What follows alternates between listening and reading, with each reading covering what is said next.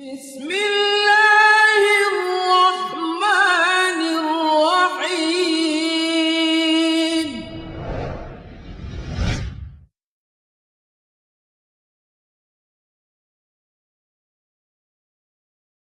أعوذ بالله السميع العليم من الشيطان الرجيم. بسم الله الرحمن الرحيم. إن الحمد لله نحمده ونستعينه ونستغفره ونعوذ بالله من شرور أنفسنا ومن سيئات أعمالنا.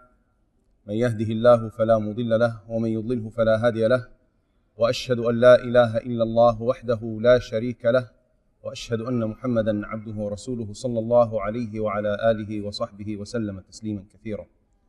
يا أيها الذين آمنوا اتقوا الله حق تقاته ولا تموتن إلا وأنتم مسلمون.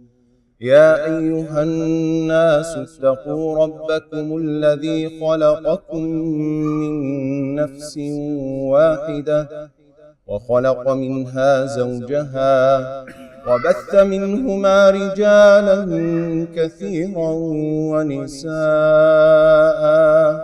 واتقوا الله الذي تساءلون به والأرحام إن الله كان عليكم رقيبا.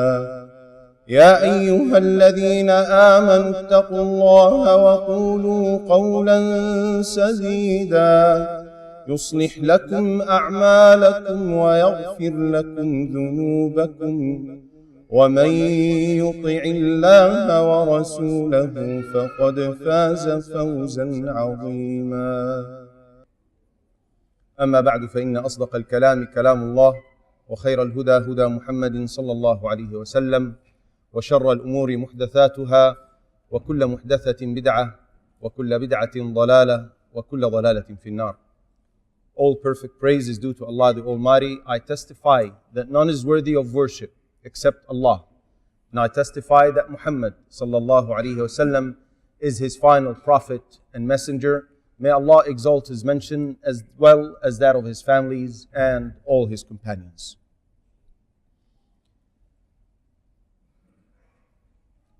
Today we will begin with the first surah of Juz' Amma.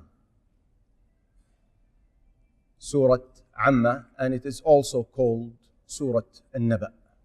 An-Naba means the news. Amma or An-Naba is a Meccan surah. There is no disagreement amongst the scholars in classifying it as a Meccan surah.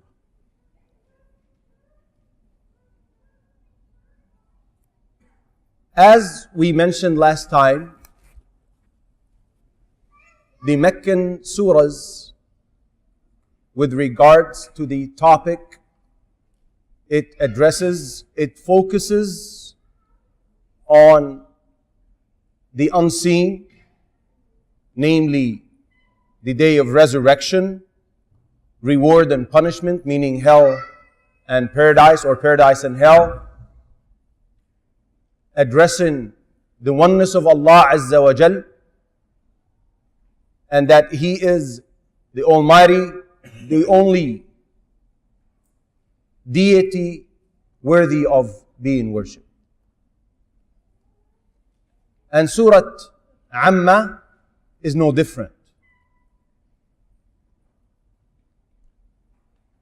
Allah Azza wa Jal addressed the people with this surah, and it had a style to it, the shortness of the verses, the strength and powerful tone it used addressing the people.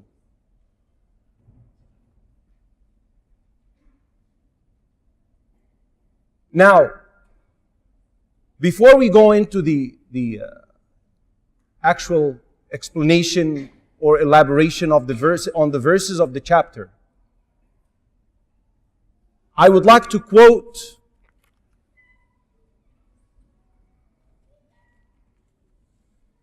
some words of one of the scholars. But I would like to mention one point, is that when we are addressing the issue of Qur'an, when the matter is related to the speech of Allah Azza wa Jal, the words of Allah Azza wa Jal, we need to really concentrate and be attentive with the hearts before the ears. Because this is the best speech. These are the words of Allah the Almighty.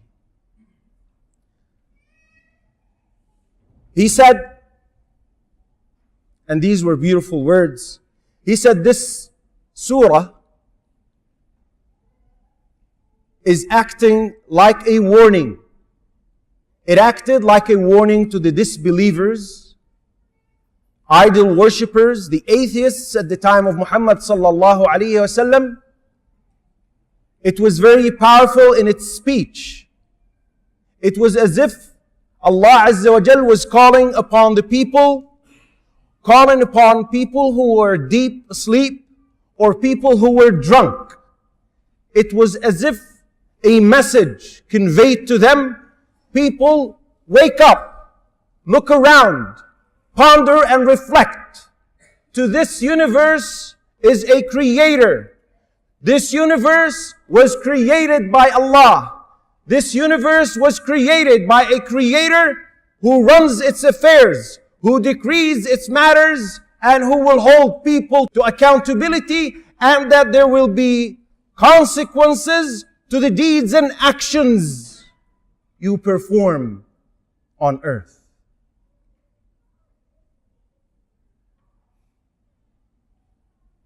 And the issue of resurrection in particular in the Qur'an was repeated a lot, was addressed a lot. And there were reasons for that repetition.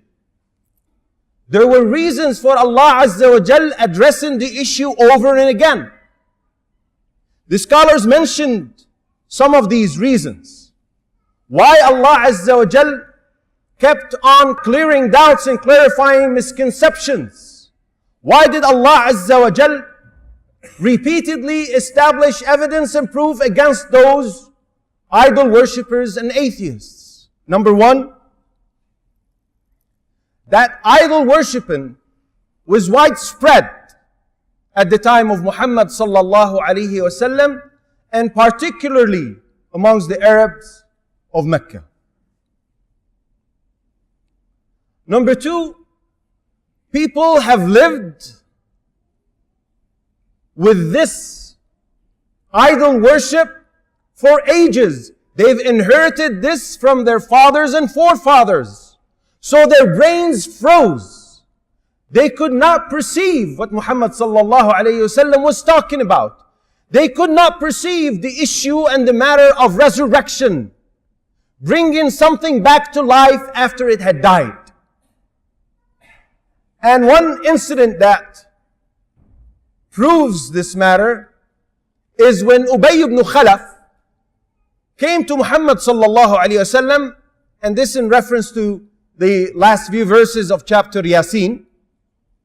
And he had bones of a dead body, and he smashed them with his hand and turned them into dust and sprinkled them in front of Muhammad sallallahu alayhi wasallam. And he said, could your God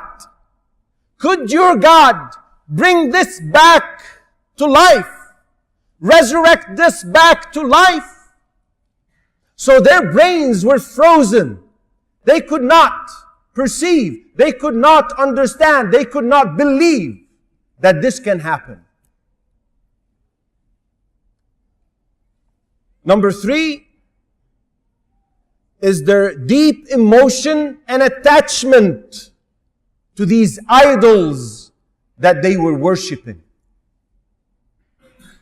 They were carrying them everywhere they went. They were making them from everything. From stones, from wood, from dates. And the famous story that was told by Umar radiallahu anhu after he became Muslim, he said, one time I made an idol out of dates. And then a short while later, I became hungry one day and I found nothing to eat but my idol, so I ate my God. They were attached to these idols they were worshipping. And Allah Azza wa Jal mentions that loyalty and attachment to their idols, as in chapter Sad, verse 6. وَانطَلَقَ الْمَلَأُ مِنْهُمْ أَنِ امْشُوا وَاصْبِرُوا عَلَىٰ آلِهَتِكُمْ. Which means, and the eminent among them went forth saying, continue and be patient over the defense of your gods. Lastly, number 4, is their fear of losing their prestigious positions, their rank amongst their people. Because as soon as they submit to La ilaha illallah, their leadership and the fellowship of their followers to them would drop immediately. Because their followers will be servants to Allah Azza wa Jal, and they would be following Muhammad sallallahu alaihi wasallam. This is natural and by default. And the arrogance of the elite amongst them, or a lot of them at least, and pride and fear of losing such position was behind a lot of them denying, arrogantly and proudly denying and rejecting the message of Muhammad sallallahu alaihi wasallam. The reason for the revelation of this chapter, as mentioned by Al-Imam Al-Qurtubi rahmatullah alayh, he said, Ibn Abbas, Abdullah ibn Abbas, may Allah be pleased with him, the cousin of Muhammad sallallahu alaihi wasallam, he said, Quraysh used to sit in their gatherings and ask one another, what is this that Muhammad came with? What is this message he's calling to? What is this resurrection he's talking about? So they were asking one another about the message of Islam and what Muhammad sallallahu alaihi wasallam came with, and thus Allah Azza wa Jal revealed the chapter. And likewise was mentioned by Ibn Jarir and Ibn Abi Hatim on the authority of Al-Hasan Al-Basri rahmatullahi alayhi, may Allah have mercy upon him. There are 4 opinions regarding the first verse.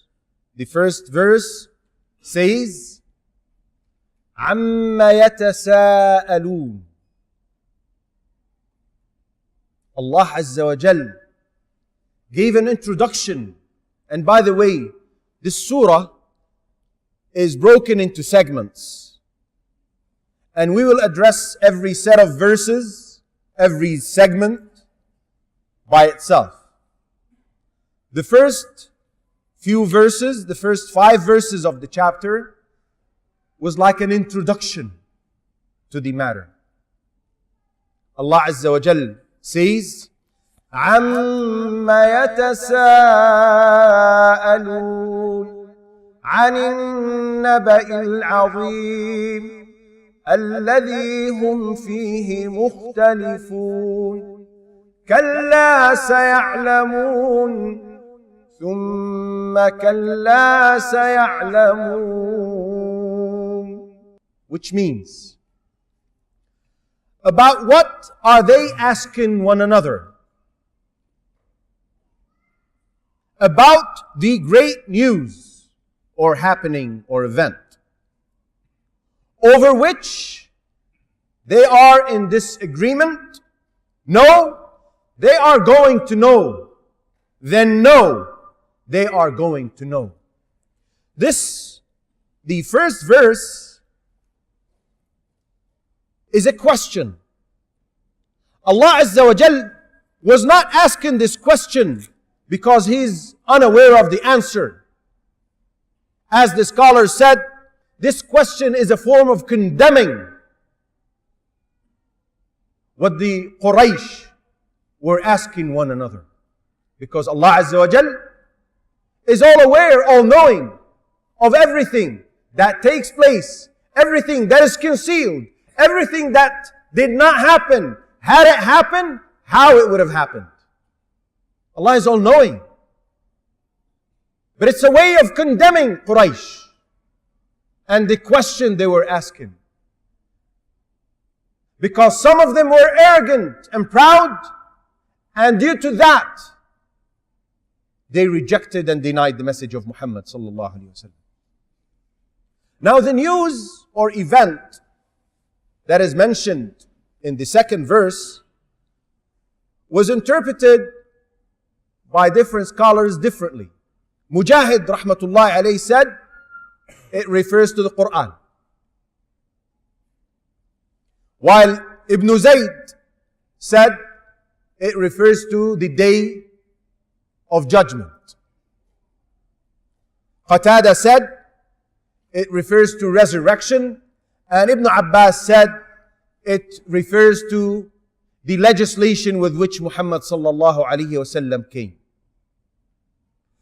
Sheik al-Shanqiti, Muhammad Amin, the famous scholar with the famous tafsir of Qur'an, Adwa al-Bayan, said it appears that the news Allah Azza wa Jal talks about in the second verse is the day of judgment and resurrection, because of the verses that followed that in the surah.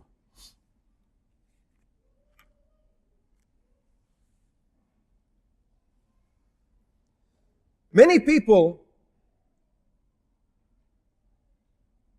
when Muhammad sallallahu alaihi wasallam received the message, started accusing Muhammad of sallallahu alaihi wasallam of being a liar, a magician, a fortune teller. They disagreed amongst themselves as to what to call him. And there's another form of disagreement where some approved, accepted, and embraced Islam, and others totally denied that. So it could be referring to the two types of these disagreements. The disagreement amongst the disbelievers and what they described Muhammad sallallahu alaihi wasallam to be, and disagreement in terms of the two parties or two teams people broke into with regards to the reaction to the message of Muhammad sallallahu alaihi wasallam. Then Allah Azza wa Jal threatens them. They are going to know. Sheik Al-Uthaymeen rahmatullahi alayhi said that the type of knowledge Allah Azza wa Jal is talking about here is the knowledge of certainty, meaning they are going to know when they are resurrected on the day of judgment that Muhammad sallallahu alayhi wasallam was telling the truth. It also means they are going to know when they are resurrected and see the punishment, that the punishment is going to be the consequence of their denial and rejection to the message. Allah Azza wa Jalla is telling them, you are going to know.